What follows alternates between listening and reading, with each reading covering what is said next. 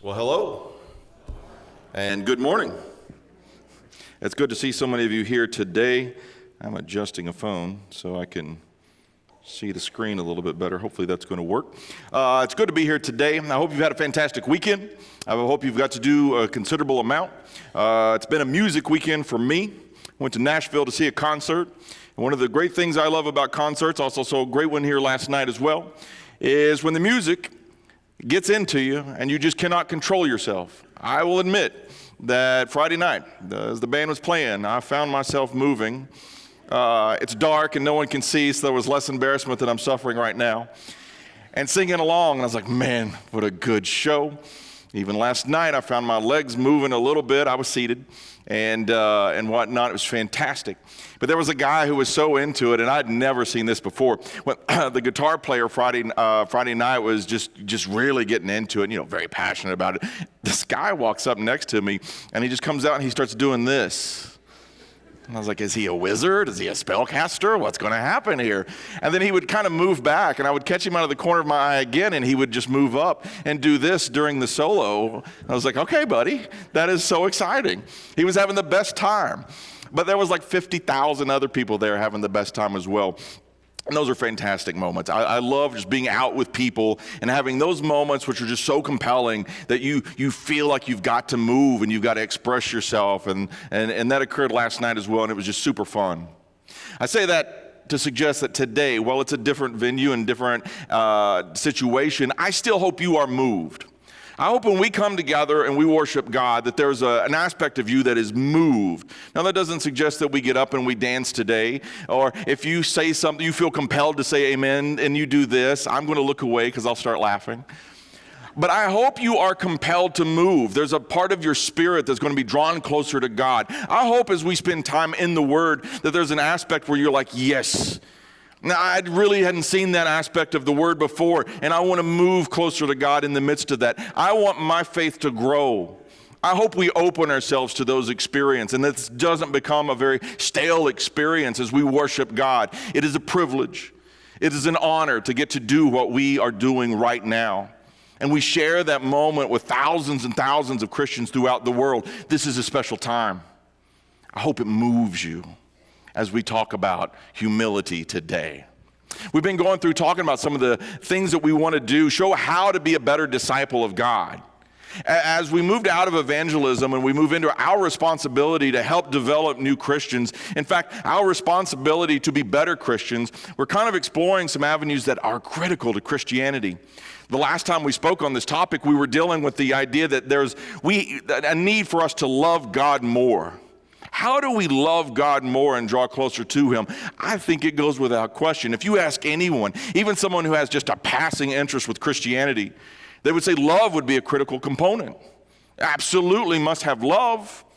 That's something we all need as humans, to give love and to receive love. It's the way we're designed and the way that we are built by our God, who is love. The aspect that we're going to visit today is humility. And I'm not sure that gets the emphasis that love does, that it's held up to quite the same need or regard that love has. But I'm going to suggest to you today that as we spend time in the Word, that I hope you are moved to understand the great need for humility, and that it is no less important than love in the life of a Christian. And that it's imperative that we as Christians teach Christians coming up and people that we have are learning to disciple and to spend time with, the need for humility. Can you imagine a world where humility is held with such high regard as love? And I don't mean to suggest to you that accomplishing things is not important, because it is. Some people confuse humility and think, well, it means that I can't accomplish anything and I have to stay very, very quiet or behind the scenes or very weak or very less than in a lot of ways. And let's not confuse that matter. Let's look at it from a biblical standpoint. I point that out because there's a lot of confusion with the word. When I was trying to find an image that fit for this, I go into the stock image websites that we usually visit, Pixabay or Adobe or InStock Photos, whatever it is, and I'll type in sometimes the word that we're dealing with. So I typed in humble. Okay, and it brought all kinds of images that I did not expect, some that you normally would. Of course, we're going to deal with the bee, and you know you're humble as a bee.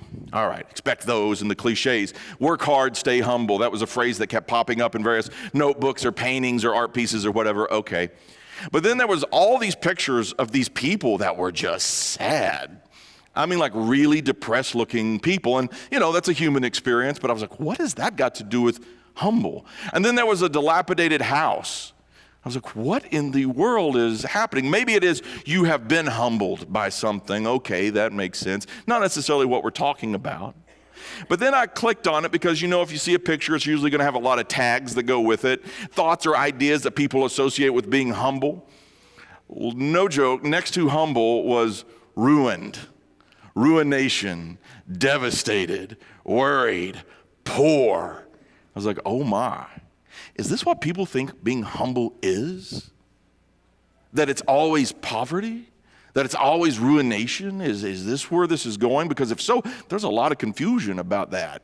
That's not the humble that the Bible's talking about us to have for us to be as a Christian. You could be very, very wealthy and still be incredibly humble. You could be incredibly powerful and be incredibly humble. The flip side of that is you could have accomplished nothing with your life and still be incredibly prideful. You could be in the bowels of the deepest levels of poverty and still have no humility and be very prideful. Those circumstances in and of themselves do not necessitate the level of pride or humility that a person has. There has to be something else involved in this. I mean, even when we consider Jesus himself, who would be the most humble person who ever walked this earth, was he lacking in power? No, certainly not. Was he lacking in ownership of anything? No, certainly not. The universe is his. Was he lacking in accomplishments? Of course not. This is Jesus, who accomplished the single most important thing that the world has ever seen as he gave his life on the cross to pay for our sins. And yet, he is defined as incredibly humble. We don't want confusion on the subject. Let's go and illuminate ourselves with an understanding through scriptures, okay? So go to Matthew chapter 18, verses 1 through 4. Jesus is going to be giving a teaching on humility to his disciples. We're going to read the verses and we'll break down the context around it to see kind of where they are and some passages that may help us kind of understand where they're coming from. In Matthew chapter 18, verses 1 through 4, he's going to answer a question for them, and it's a pretty interesting question. The disciples came to Jesus saying, "Who then is the greatest in the kingdom of heaven?" Great question. Who is the greatest in the kingdom of heaven? We only read this passage, okay, we're like, okay, we see where they're at. And Jesus called a little child to him, and he set him in the midst of them. So he takes the child, little child, could have been a toddler age, someone fairly young, and he sets them in the midst of them, and he says, "Assuredly, I say to you," now listen to this, "unless you are converted and become as little children, you will by no means enter the kingdom of heaven. Therefore, whoever humbles himself as this little child is the greatest in the kingdom of heaven. Whoever receives one little child like this in my name receives me." Jesus is not playing around with his answer, is he? To say that you have to be like this little child, humble, or you will have no place in the kingdom of heaven, that is a heavy statement. That's not a statement where he's saying you can kind of dabble in humility a little bit. It's required. What an interesting question. And what an interesting situation that we have around us, because if you look at the context of when he's asking this question, it becomes even more interesting. If we back up just a little bit in Matthew chapter 17, verses 22 and 23, Jesus is introducing an idea to them. He's said it a couple times. But as the person who was most humble, he's about to tell them about his betrayal, his death, and his resurrection, pointing to the greatest moment of humility ever. But even before that, in chapter 16, he asked them, "Who do men say that I am?" They're in a process of understanding Jesus, and by that they should be understanding humility. But he says, "Who do men say that I am?" in Matthew chapter 16, and they say, "Well, some say John the Baptist, or Elijah, or Jeremiah, or one of the prophets." And then he says, "But who do you say that I am?" He's asking them, what have you come to the conclusion? What is your understanding of who I am? And Peter speaks up and he says, "You are the Christ. You are the Christ." the Son of the living God. Well, he got to that conclusion over a period of time. If you remember way back in Luke chapter 5, in which Jesus presents himself and has them cast the nets over and they get this abundance of fish, it was Peter who fell down in front of him, recognizing his own sinfulness and recognizing there was something elevated and something amazing and great about Jesus. But it was a conclusion that came over time. Even when Jesus appeared to them walking on the water, there was a thing where they were fearful that he was a ghost, or when Jesus stilled the storm, they were fearful because the storms were blowing up and it was like, we're going to die. But Jesus would come out and take control of the situation. And they would go, oh yes, truly he is the Son of God. Oh yes. It's almost like they forget for a moment. Or they elevate their enlightenment about who he is. They come to some conclusions about him. But if they pay attention, they should see that everything that he's doing is out of humility. His life is an example. It is a demonstration of true humility. So when they come asking him this question, who is the greatest in the kingdom of heaven? What a fantastic question. And what a fantastic person to ask such a question, because it would be Jesus who very much defines the humility that we're talking about. And it's Jesus who picks up a child and sets it in their midst, and he says, this is the greatest. If you're humble like this child, well, then you'll be the greatest in the kingdom of heaven. Mind-blowing. Mind-blowing. If we're going to be the greatest, it's not about having incredible wealth or the fanciest clothes or parading ourselves about or listing our accomplishments. It's not about any of that. It's this child. What does a child have to offer in that time period? They have no influence. They have no political power. They don't have vast armies at their command. They don't have tremendous amount of wisdom. But Jesus is pointing to this child, and that's something that should really trigger our thinking. What is happening here? The point is that child never expects anything back. That child was in the midst of Jesus the teacher, but it was Jesus who was acknowledging the child, and it was Jesus who was elevating the child, and it was Jesus who was pointing to the child. But that child at no point, it seems, would ever think that he's superior to Jesus or his apostles or anyone there. He was happy to be there, and he was happy to be there with Jesus. A humble situation. The child was not looking at the apostles and be like, look at this. I'm in the midst of Jesus. You are on the outskirts. You're the one asking the questions. Look at me. It was simplicity in what he was doing. It was Jesus giving them a teaching. And it's an interesting teaching that he's given them with the humility of this child, as he points to his death and his sacrifice on the cross by telling them this is what it's going to look like. They got to get to that understanding so that when the cross occurs, when that death happens, it's going to dawn on them that this man, Jesus, humble and coming to earth, this man, Jesus, so humble and being God, but yet in all the ways that he could have come to earth, he comes in the form of a human. It's God. If Jesus wanted to come to earth in a meteor that crashes into the earth and explodes, and there he is, radiant and shining in flowing robes, and all the world sees him and goes, oh wow, isn't this fantastic? It could have happened. This is Jesus.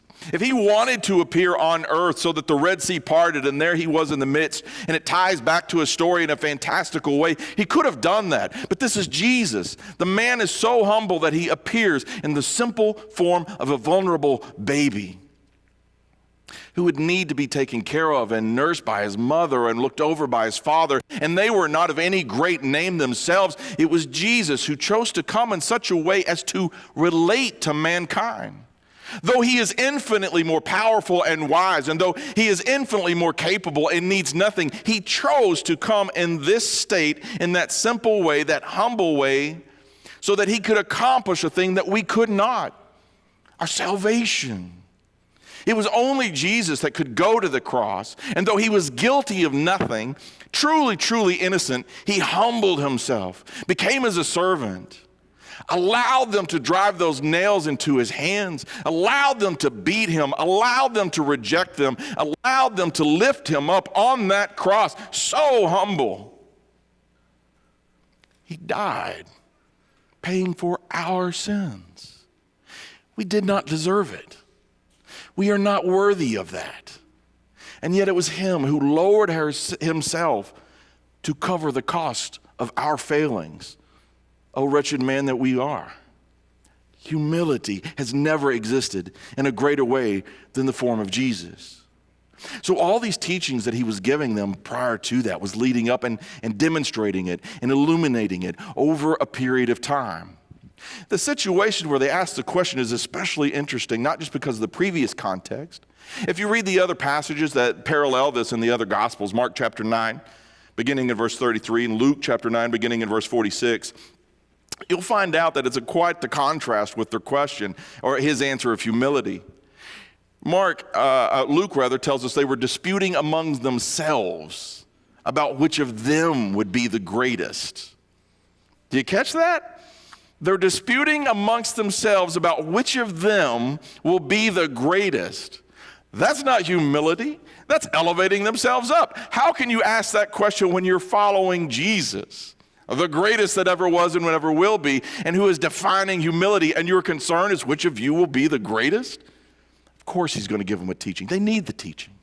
In Mark chapter 9, we find out they're actually in Capernaum, and they're actually in a house, okay? And so he's addressing them. And I want you to think about that for just a second. When we go back and we read that passage once again, Matthew chapter 18, verses 1 through 4, well, particularly 3 and 4, I want you to think about he's addressing them, his disciples. And listen specifically to the wordings of this. Matthew chapter 18, verse 3, assuredly, I say to you, he's talking to his disciples in particular, the ones who had been disputing amongst themselves about which one was going to be the greatest. He says, I say to you, unless you are converted and become as little children, you will by no means enter the kingdom of heaven. This is personal. Was Jesus taking this pretty serious? Oh yeah, he was absolutely taking this serious. Did they need to take it serious? Oh yes, they must have needed to take it serious, to dispute about which is the greatest and how they should elevate themselves up and to stand above. And of course, we know this was a problem they wrestled with, didn't they? Didn't James and John, in just a couple more chapters in Matthew chapter 20, they're going to ask to sit at the right and left hand of Jesus, an elevated position of great power. Guys, were you not just paying attention to what Jesus just said? They're going to wrestle with it. I don't condemn them completely because it's humans. How many of us learn a lesson the very first time that we have it presented to us? We're seeing in real time them wrestle with this thing, and why would it be any different for us? It shows the need we need to give and the attention that we have to give to humility. Why? Because pride is a powerful force. And in our culture and in our world, it rains down hard against us. So all the more care and attention must be given to humility, so that we can become not like the world, but more like Jesus. You, he says, you must be converted. It's personal. You must be converted and become as this little child. Otherwise, you will not enter the kingdom of heaven. That's his disciples he's talking to. It must ring true for us as well. Verse 4, therefore, whoever humbles himself as this little child is greatest. He's challenging us to have a different perspective than the world. If you want to be great, you must be humble. Powerful message. You must be a servant. Powerful message. There's no doubt we must be teaching this. There's no doubt that we must be paying attention to it immensely. They would still have trouble with it. There's another passage, you just skip over to chapter 19, and once again, there are going to be children there, and Jesus is going to have people trying to bring children to him. And just a chapter later, they're going to be refusing to allow those children to come. I can't imagine Jesus is not just shaking his head. What are you doing? Did you not remember last chapter? We were just here. Allow the children to come to me. Such is the kingdom of heaven. They're wrestling with some things. They really are. And you can see that as we compare those two verses there for sure. So here's our takeaways. Let me back up just one slide here. Humility is not an option. It's just not an option. In the same way that no one's going to be shocked to hear that to be a Christian without love makes no sense. To be a Christian without humility utterly makes no sense. Utterly makes no sense. Clearly, from Jesus' standpoint here, humility is not an option. It is a requirement to be a Christian. You see that over and over and over again in the things that he's done, whether it's going to the cross. You see it over and over and over again in the teachings that he's given to them. It is a requirement. It's a requirement. It's a requirement. Which means it's not an option for us to put it low on the requirements of what it means to be a Christian. But sometimes I wonder if we elevate it as high as we should. Do we talk about it enough? The need to be humble, to learn humility, and to share it. I'll make it, hold on, give me a second.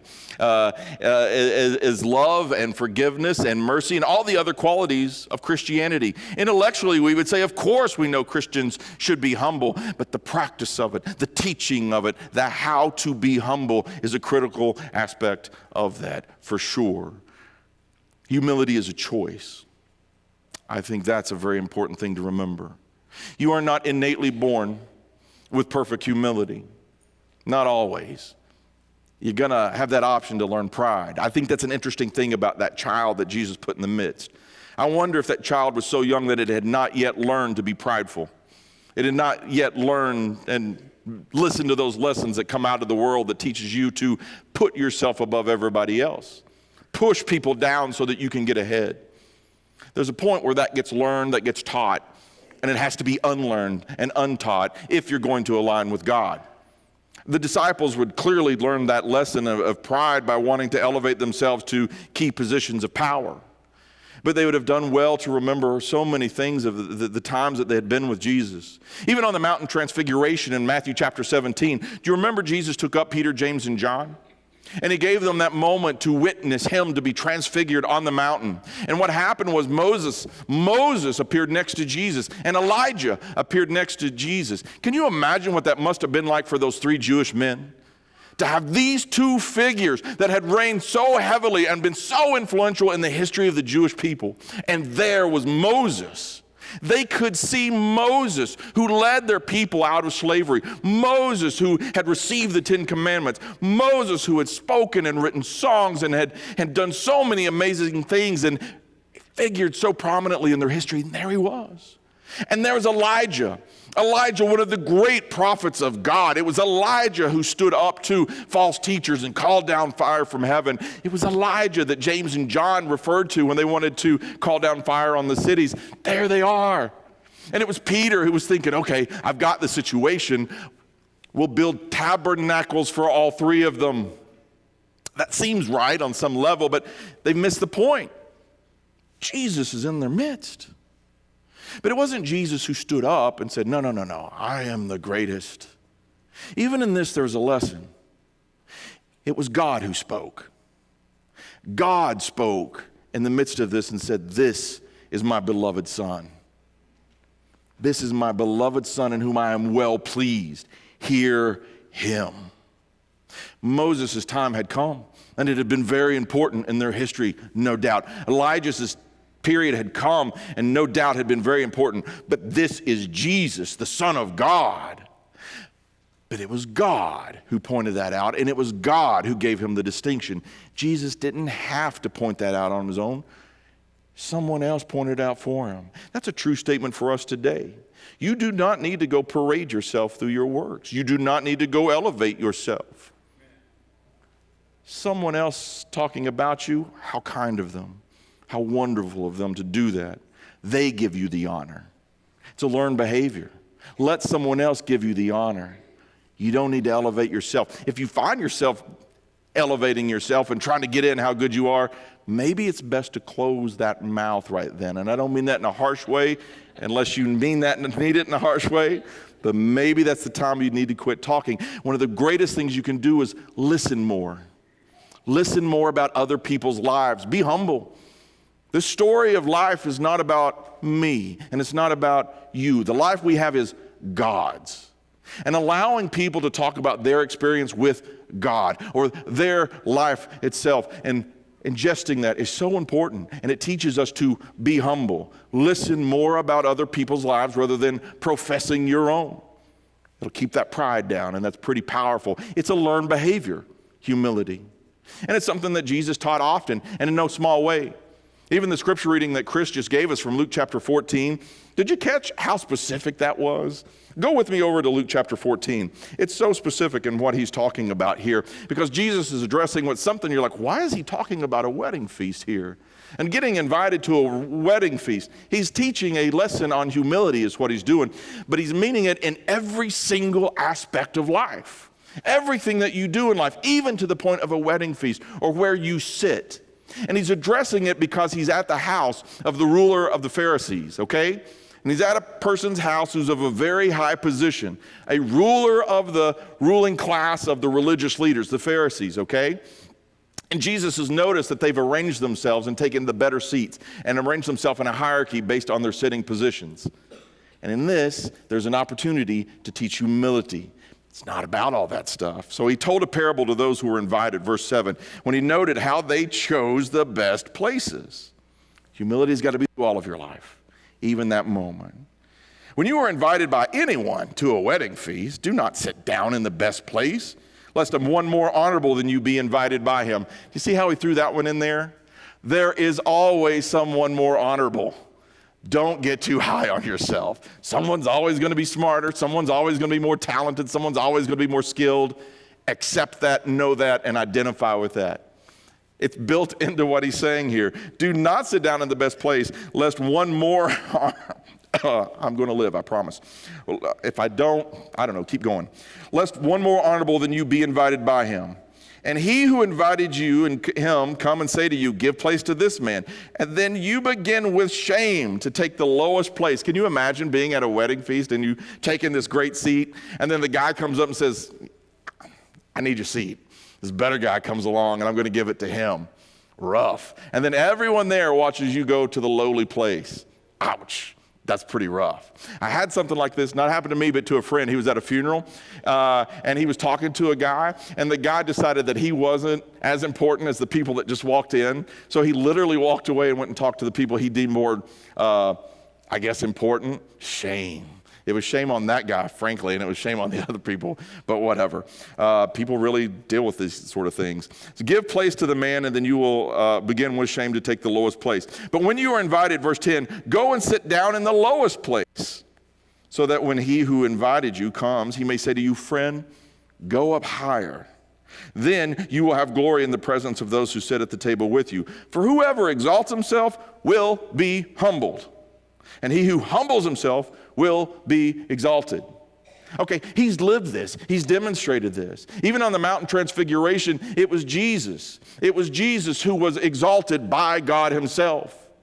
And it was Jesus who was demonstrating humility by showing how to elevate other people. Even in that moment on the Mount of Transfiguration, they fell down in fear, Peter, James, and John.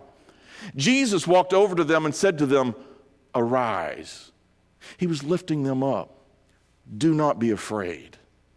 He was serving. He was being there for them. He's demonstrating how to be a humble person. He's teaching it. It's a learned behavior. It's one of those things that we have to give attention to over and over again, frankly, on a daily basis. If the disciples walking with Jesus needed to learn and engage this on a regular basis, we need to as well give it our attention. I'm going to close out here with this, checking your pride markers.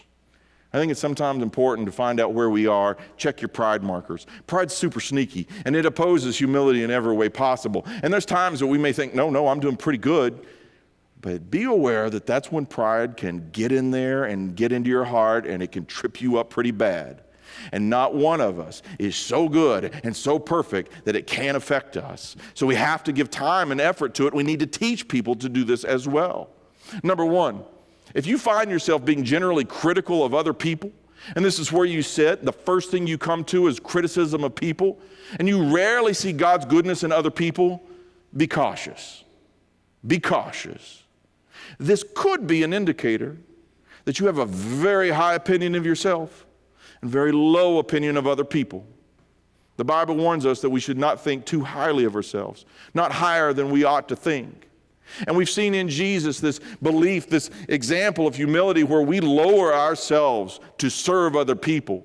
We bring ourselves down. We do not lift ourselves up in that regard. If we are in a position we are generally critical, and that's all that comes out of our mouth is how to criticize and look down on other people, That might be some pride holding back our humility.